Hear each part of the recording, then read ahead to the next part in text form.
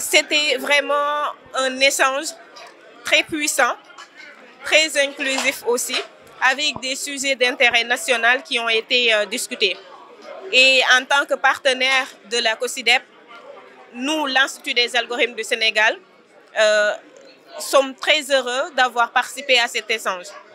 Le fait d'avoir découvert le projet NITE, Sama École Sama Yité, a été vraiment très important pour nous parce que ça construit les bases et les socles d'une éducation durable et inclusive.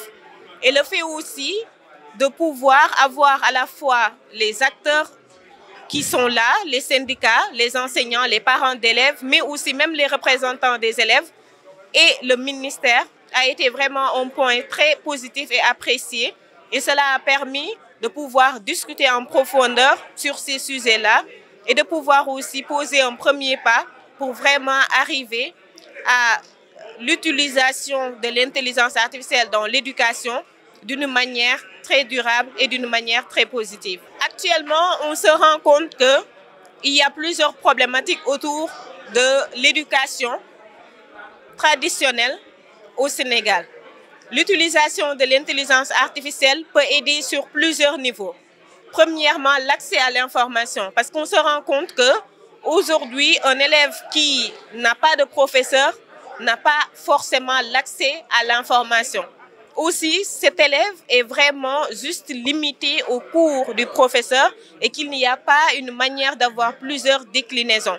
Et tout à l'heure, un représentant du ministère de l'Éducation l'a souligné, l'intelligence artificielle peut permettre à l'élève de mieux comprendre, mais aussi de comprendre plus vite.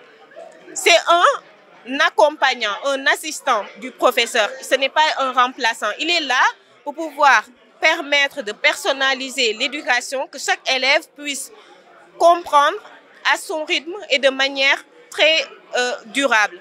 C'est aussi là pour pouvoir permettre de savoir la progression des élèves, de pouvoir les suivre, mais aussi de pouvoir les accompagner de manière personnalisée, comme je disais tout à l'heure, mais aussi d'une manière très poussée en prenant en compte l'état psychologique de l'enfant, son niveau de compréhension, son cadre aussi social, parce qu'il y a des élèves parfois qui ne peuvent pas aller à l'école parce que soit ils sont malades, parce que soit ils ne peuvent pas se déplacer. Ça permet vraiment qu'ils puissent apprendre partout, à n'importe quelle heure, mais aussi avec des explications qui sont adaptées à leur langue et adaptées à leur niveau. S'il vous plaît.